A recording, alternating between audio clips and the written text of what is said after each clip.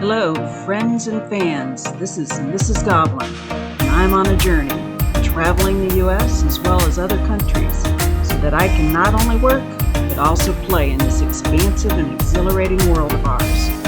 I want to bring my experiences to you, so you can enjoy the beauty, intrigue, and dynamic mix of cultures our world has to offer. I will drive, fly, ride bikes and horseback. I will scuba and raft to wherever I possibly can, so that we can all truly embrace the adventure and exciting opportunities that are available to all of us who wish to endeavor in them.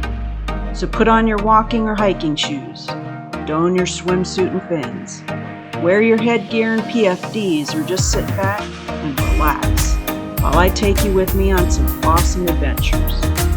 Please feel free to also like, share, and subscribe to my channel so that I can continue to spread the wonder. Let's take a hike, jump off a cliff, soar over the treetops, or dive under the waves of the ocean and get this thing rolling. And come along with Mrs. Goblin while she travels.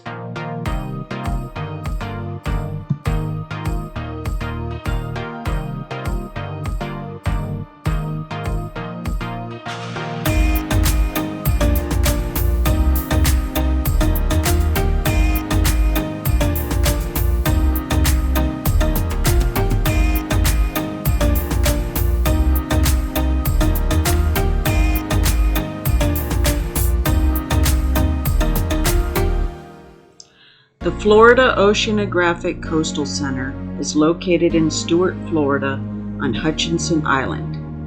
It is a 57-acre marine life nature center with a lagoon that is home to a variety of game fish and 4 sea turtles that cannot be released into the wild due to their injuries. They also have 2 large aquariums and a touch tank with multiple stingrays. The center provides the public with information about the natural marine life along the coast of Florida and the impact of pollutants, algae blooms, and human intervention. The staff not only cares for the marine animals at their facility, but also raises awareness in the community at schools, churches, and any other organizations.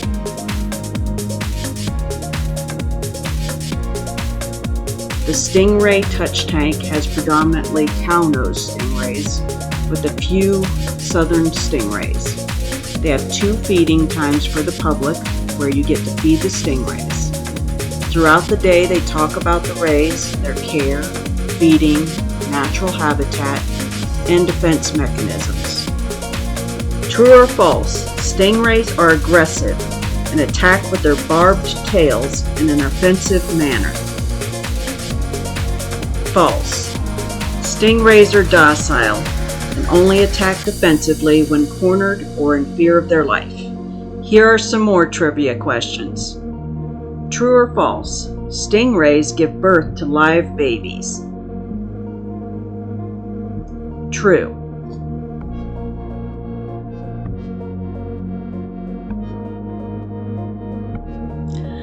The 750,000-gallon lagoon seen here has multiple game fish and 4 sea turtles that call it home.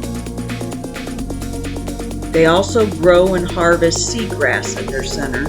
Seagrass provides food, oxygen, and housing for a variety of marine animals, and its destruction due to pollutants and algae blooms makes it necessary to grow and conserve them at the center.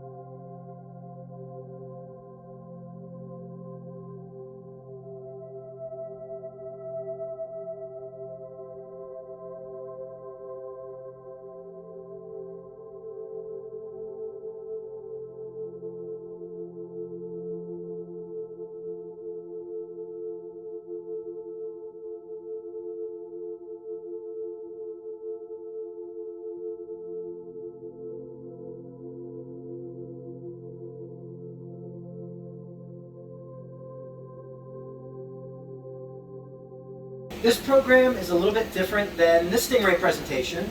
For this talk, I'm going to speak for a couple of minutes, and then we're going to take a little bit of a break, and you guys are going to get to watch us feed all of the fish that live in the big aquarium behind you.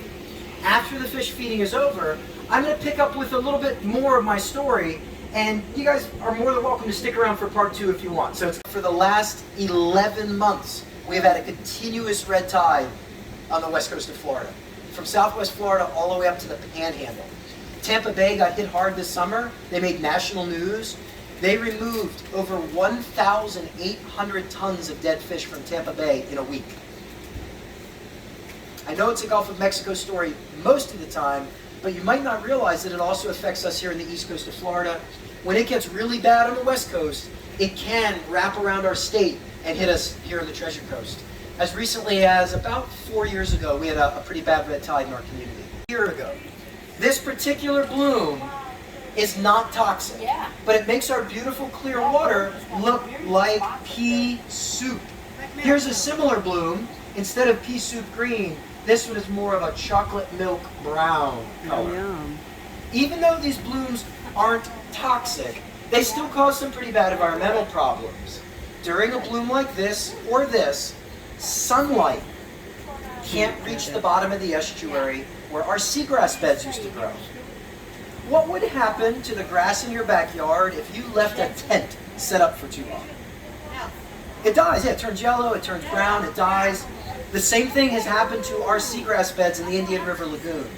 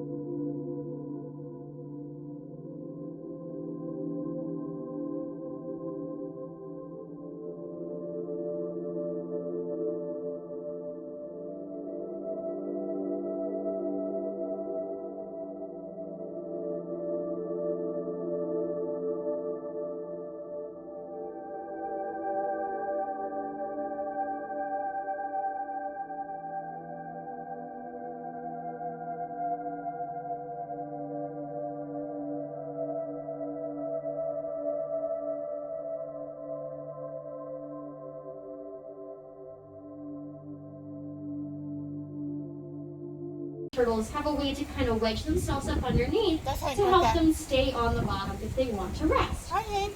Hank is our smallest sea turtle that lives here with us. Hank is a little bit over 100 pounds, and Hank came to us from Moat Marine Lab over in Sarasota. Over 120 eggs, depending on the species and the size of the mom. Then she's going to cover the nest up, pat the sand down, and act kind of silly. She's going to dance around and try and disguise her nest by throwing some sand around. And then does she wait with her eggs? Does she come back and check on her eggs? Does she wait for her babies? She says, peace out, good luck, and she is done. That is it. She's gone. The thought process is that she comes back to her natal beach. She comes back to the beach she hatched out of.